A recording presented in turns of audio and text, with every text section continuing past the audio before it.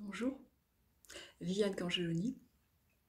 Dans les années 90-90, j'ai écrit un conte astrologique qui paraissait dans une revue mensuelle de développement personnel et de bien-être.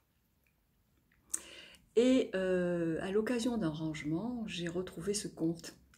Alors bien sûr, il était un petit peu dépassé, mais en même temps, il m'a beaucoup attendri à cause de son personnage principal, Deluso Sospiro, qui est un journaliste qui est tout à fait blasé de ses aventures autour de la Terre et qui rêve. Il rêve de rencontrer les signes du zodiaque. Et l'idée m'est venue le souhait de vous proposer une série de 12 vidéos qui vous ferait découvrir les 12 signes du zodiaque, non pas d'une façon académique, avec la complexité, la richesse, la profondeur d'un cours, mais plutôt à travers notre enfant intérieur qui s'émerveille, qui s'enchante et surtout qui apprend en jouant. Donc voilà, loin des réflexions savantes, voici les aventures de Deluso Sospiro autour du zodiaque, ainsi nommé Deluso car il est très déçu et Sospiro car il soupire tout le temps de déception et d'espoir.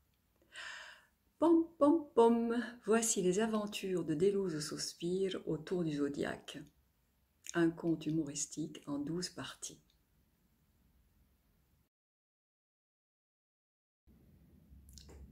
Deluso marche dans la nuit parsemée de points lumineux. Il se sent d'humeur espiègle en regardant les étoiles, scintiller comme autant de clins d'œil malicieux. « Ah, soupire-t-il, une visite zodiacale me ferait tellement plaisir. Mais c'est que je n'ai pas sommeil et que j'ai toujours voyagé là-bas par la voie des songes. Comment faire? J'ai une idée. Je vais jouer à pile ou face. Face, j'abandonne. Pile, je me couche à la belle étoile et on verra bien. » Deluso a lancé 1 euro en l'air et vous vous en doutez, pile, le voilà qui s'endort à la belle étoile. Dans son rêve, Deluso s'approche d'une plaine de jeux, attiré par le mouvement dansant d'un cerf-volant. Il virevolte jusqu'au sable, il remonte dans le ciel, il redescend vers la grève, il flotte, frôle l'écume de l'eau, remonte, virevolte. « Que c'est gai !» s'exclame Deluso qui en soupire de plaisir. Né au ciel, il regarde l'objet volant et le voilà qu'il redescend vers la grève et qu'il voit un visage qui est peint sur le cerf-volant, un visage double avec la moitié homme et la moitié femme. Mais où je suis? Waouh! Au pays de Janus ou des hermaphrodites? Et plouf! Le cerf-volant tombe à l'eau. Deluso se précipite pour aller voir ce visage et il voit que c'est un cerf-volant qui a été abandonné par ces 2 jeunes enfants presque adolescents qui s'amusent comme des petits fous au bord de l'eau. Et déjà ils sont lassés, ils s'amusent à autre chose. Et maintenant ils lancent des sons en l'air, des sons aigus, des sons rauques, des sons graves, des sons clairs, des sons vraiment surprenants qui s'étirent comme un chewing-gum dans leur bouche pendant qu'ils pouffent de rire d'une façon complice. Ah, que c'est bon! Et avec une mimique désobéissante, ils articulent voyelles et consonnes. Un vrai karaoké à 2 voix. Le premier lance « j'ai » et l'autre répond « j'aime » dit l'autre. « J'aimote » répond l'autre. « J'ai mal mon X » répond le premier. « J'aime mauve » rétorque son ami. « Ah, j'aime mauve. »« Ah, Gémeaux !» s'exclame Sospiro. « Je suis au pays des Gémeaux. » Et il est si excité qu'il en retombe en enfance. Comme un gosse, il s'élance vers le toboggan. Et le voilà sur la piste glissante. Waouh! Ça file, ça glisse, au secours! Et pof! Le voilà au sol, postérieur enfariné de sable. Tu viens d'un cirque? Demande Castor, tu es clown? Sospiro bredouille un soupir en guise de réponse, il n'est pas trop fier de lui. Oh, moi plus tard je serai mime, rétorque Pollux, tu sais. Et moi conteur, dit rétorque Castor. Alors on jouera toujours ensemble, on ne se quittera jamais, la vie sera un plaisir, ponctue Pollux. Mon premier aime les cheveux et est plus petit que mon tout, chantonne Castor en passant du coq à l'âne. Ah ben dis donc, il s'arrête pas, soupire, essoufflé, délouse. Mon second est un pronom possessif, poursuit Pollux. Mon troisième indique le contraire de singulier.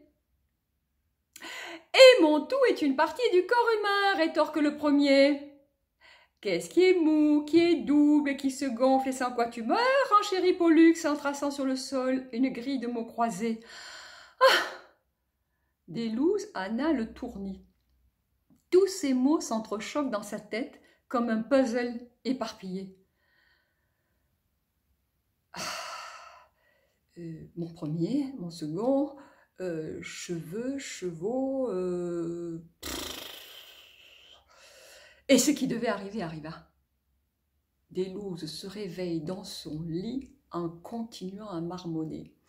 Qu'est-ce qui est singulier, qui se contracte, qui est possessif, qui est plein de cheveux, et sans quoi tu meurs? Non, c'est pas ça. Pauvre Shakespeare, pauvre Shakespeare, il a tout dans le désordre. Jouer, non, pas jouer, jouer. J'en perds mon articulation, hein. Bon, jouer, c'est chouette, mais c'est aussi un art, Suspiro. Je vieillis, hein. Il n'y a pas de doute, et mes neurones, mais encore, mes neurones, hein, comme neurones. Mes neurones, ce n'est plus top. Demain, je m'inscris illico dans un cours de Scrabble. Et vous, chers internautes, vous avez trouvé? Je vous aide. Respirez un bon coup. Ça y est? Non? Ok, je vous aide encore. Encore un bol d'air. Vous avez deviné maintenant tout de même. Allons. Vous donnez votre langue au chat? Consultez la pensée du jeudi et vous aurez la réponse.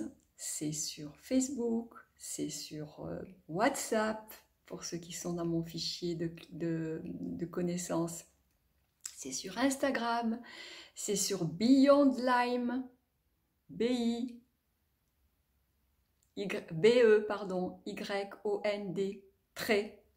Lyme, L-Y-M-E, et Beyond Plus. C'est sur mon site, Aide-toi, le ciel t'aidera, chaque fois un petit trait entre les mots, entre tous les mots, comme dans Marie-Josée, par exemple. Et avec mon adresse mail, viviane@vivianecangeloni.eu. Voilà, maintenant ça vous en fait quand même des façons de me contacter. Et avec les Gémeaux qui sont un signe de communication, contactez-moi. Merci et à plus.